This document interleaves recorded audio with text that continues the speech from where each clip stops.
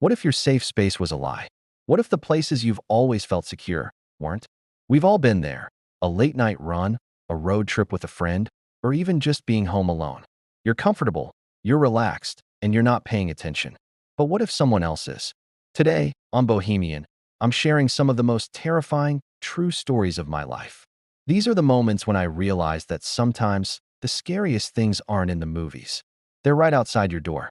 I've gone on outdoor runs ever since I can remember. It was around 6 p.m. one night in the summer. I just finished eating a light dinner and, as usual, decided to go on a run.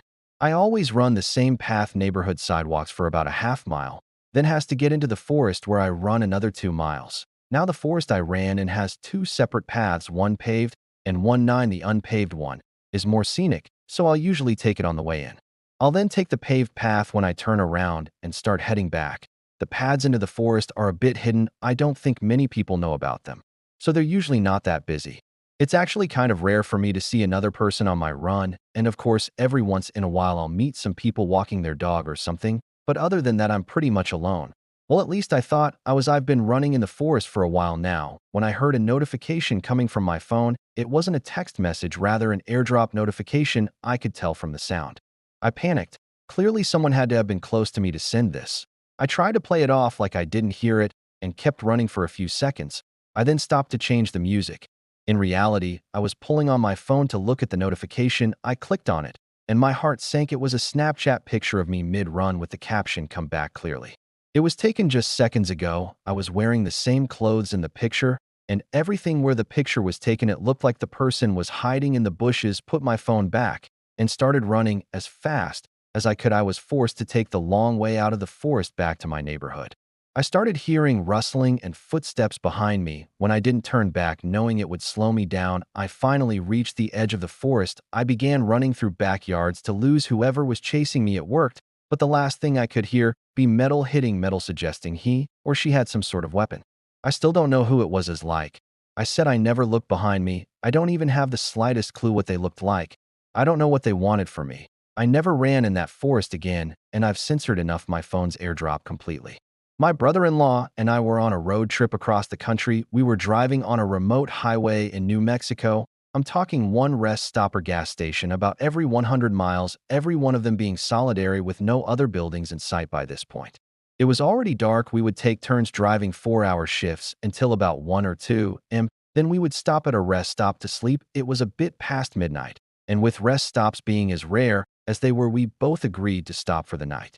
At the next one, we saw another hour passed. When we finally saw one, we took the exit, and sure enough, there was your typical middle of nowhere rest stop. There was one other car parked in front of the doors off to the side. We got out to go to the bathroom and walked up to the double doors, each of us grabbing a door handle. The doors were locked. I turned and looked around to see if there was a sign explaining why. The lights were on inside. It didn't look closed. I cupped my hands to the door and further surveyed the inside. That's when I saw it. There was a splash of bright red on what I assume was a closet door near the back.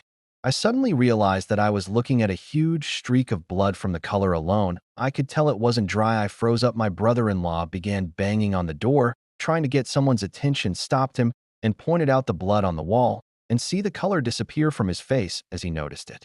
We both turned to leave. As we were getting back inside our car, I took a better look at the other car in the parking lot. It had no plates and had multiple dents, and there was an empty gun rack in the back window of it. He pulled out, and as we were driving off, I saw the door to the rest stop start opening. Really see anyone, though we pulled away before anyone actually came out. We weren't able to call the police for at least a couple hours. We had no service. When we finally did, they assured us they'd inspect the place.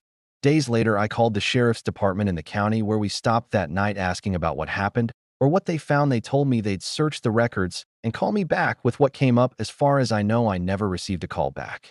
I was home alone with my dog. It was around midnight, and I decided to let him outside one last time before going to bed. I opened the front door, and he went off running out into the night. I then closed and locked it while I went to go get ready for bed. This was pretty routine after using the bathroom. He usually liked to walk around for a few minutes before coming back inside. As I was walking back downstairs, I could hear scratching on the door. This was how my dog would let me know he was ready to be let back inside. So I headed over to open the door. I don't know why, but ever since I was young, I've always had the habit of looking through the doors people before opening it. Like, it doesn't matter the situation, I can't open the door without knowing 100% who it is.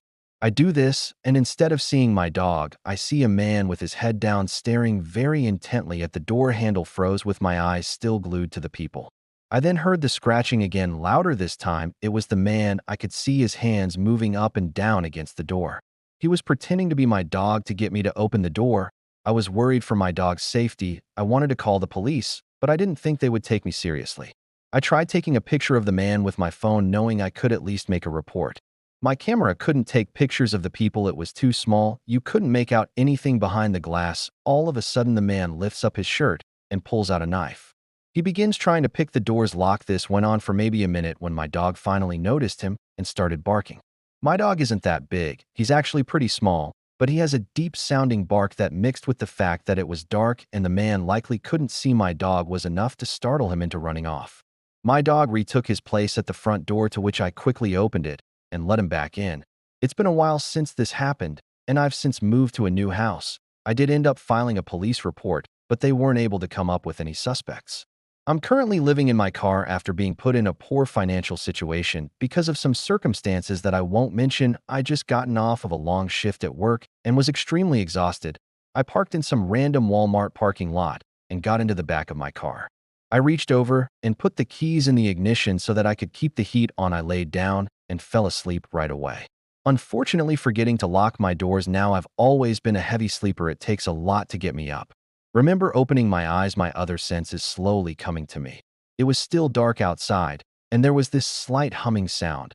I instinctively looked down one of the windows. See trees quickly passing by. Someone was in the driver's seat, and the car was moving. They were wearing a hood, so I couldn't see their face. I slowly reached over to the passenger side back door compartment where I kept a knife. I grabbed it and abruptly pointed it at the guy as I screamed at him. He must have seen the knife through the rearview mirror, as he didn't even look back at me before slamming on the brakes, opening the door, and getting out. He ran in a straight line directly into the forest that was covering the road on both sides. I sat there trying to catch my breath. I had no idea where I was. The best description I can give is some sketchy road in a tightly compacted forest. Unlocked all the doors. I checked my phone. It was 3 in the morning. I had no phone service, so I turned around and started driving back until I got some. I was 2 hours away from the parking lot I had fallen asleep in. I don't know who that guy was. I never saw his face. A part of me thinks he was simply trying to steal the car, not realizing I was sleeping in the back. How could he not have seen me? I worry it was an attempted abduction. In my early 20s, I was using Tinder a lot. Sometimes I would go out with a girl, and we wouldn't connect, or I'd just get stood up. I eventually matched with this one girl, and was really close to me. It was like a couple miles or something. I knew this meta profile must have been new because I'd already been on the app for a while now, and it was getting to the point where it was starting to suggest people that were really far away. We talked for about a day and decided to go out for dinner that evening. The plan was I would pick her up, and we would go from there. I got in my car and set my GPS to the address she gave me. It was an apartment complex.